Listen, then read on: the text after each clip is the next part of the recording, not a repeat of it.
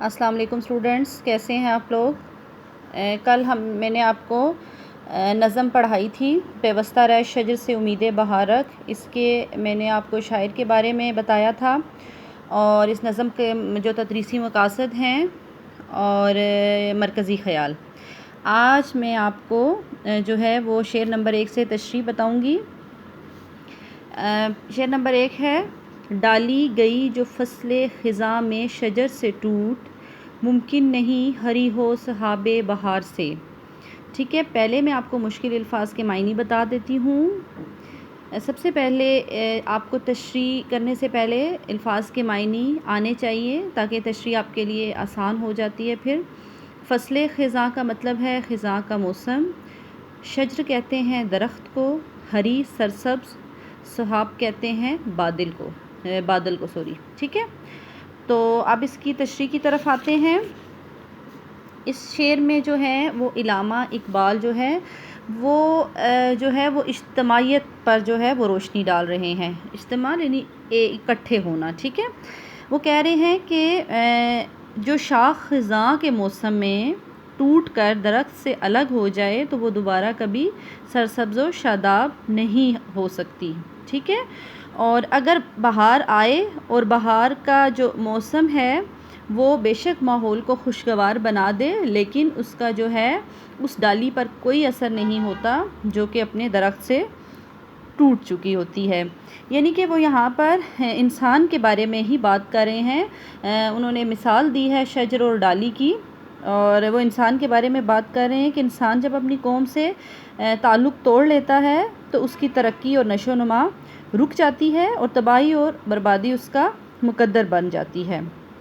اس شعر میں درخت اور ٹہنی کی مثال بڑی عمدہ ہے، کیونکہ جس طرح یہ حقیقت ہے کہ جو ٹہنی درخت سے کٹ جائے وہ جلد سوکھ جاتی ہے اور پھر اس کے ہرے ہونے کا سوال نہیں ہوتا، اسی طرح ہی اگر ہم لوگ آپس میں متحد رہیں گے اور جتنے بھی مسلمان ہیں وہ چھوٹے موٹے جو اختلافات ہیں ان کو چھوڑ کر اتحاد جو ہے وہ آپس میں کر لیں گے تو وہ کیا ہوگا کہ وہ ان کے پاس جو ہیں وہ ساری دنیا پر غلبہ حاصل کر سکتے ہیں۔ اور اگر وہ الگ الگ ہو جائیں گے، ٹوٹ کر رہیں گے، اور تو کیا ہوگا کہ ان کو جو ہے وہ دوسرے جو ممالک ہیں وہ ان پر غلبہ پا لیں گے۔ ٹھیک ہے، تو یہاں پر جو ہے وہ شاعر نے ہمیں یہ چیز سمجھانے کی، اتحاد کی جو برکت ہے اس کے بارے میں سمجھایا ہے۔ ٹھیک ہے، پھر ہے شعر نمبر 2 ہے: لازوال عہد خزاں اس کے واسطے، کچھ واسطہ نہیں ہے اسے برگ و بار سے۔ ٹھیک ہے، لازوال کبھی نہ ختم ہونے والا، عہد خزاں خزاں کا زمانہ یا خزاں کا موسم، برگ و بار پتے اور پھل۔ ٹھیک ہے، اس شعر میں شاعر کہہ رہے ہیں کہ جو شخص اپنے مرکز سے تعلق توڑ لیتا ہے وہ اپنی انفرادی زندگی میں زیادہ عرصے تک زندہ نہیں رہ سکتا، اور وہ کیا ہوتا ہے کہ وہ ناکام اور جو ہے نامراد ہو جاتا ہے۔ یعنی درخت سے ٹوٹی ہوئی شاخ جو ہوتی ہے ہمیشہ کے لیے سوکھ جاتی ہے، کبھی جو ہے سرسبز و شاداب نہیں ہوتی، اس ٹہنی پر کبھی پھل نہیں آ سکتے، اس کے پتے جو ہیں ہرے نہیں ہوتے۔ اصل بات یہ ہے کہ انسان کی جو ساری ترقی ہے وہ کس چیز میں پوشیدہ ہے؟ اتحاد میں پوشیدہ ہے۔ اور جو ہمارا دین ہے اسلام، یہ دین فطرت ہے، اور اسلام نے بھی ہمیں جو ہے وہ اتحاد پر یعنی اجتماعیت پر ہی زور دیا ہے۔ اور جو اقبال ہیں وہ اس شعر میں شجر کی علامت استعمال کرتے ہوئے مسلمانوں کو جو ہے وہ ایک عظیم درس دے رہے ہیں، اور وہ درس کیا ہے؟ وہ درس اتحاد کا درس ہے۔ اقبال کی جو شاعری ہے میں آپ کو بتاؤں، آپ اقبال کی شاعری کا مطالعہ کریں تو اس کی شاعری میں جو ہے عالمگیریت ہے۔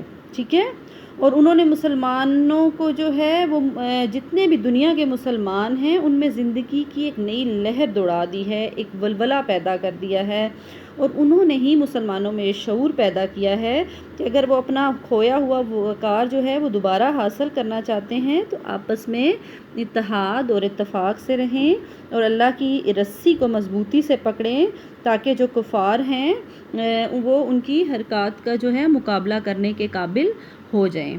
تو بچوں، مجھے امید ہے کہ یہ جو 2 شعر ہیں اقبال کے آپ کو ان کی اچھی طرح سے سمجھ آئی ہوگی ان کی تشریح کی، اور انہی کی تشریح کے میں آپ کو جو ہے وہ نوٹس سینڈ کروں گی جو کہ آپ نے اپنی کاپی پر لکھنے بھی ہیں اور یاد بھی کرنے ہیں۔ شکریہ۔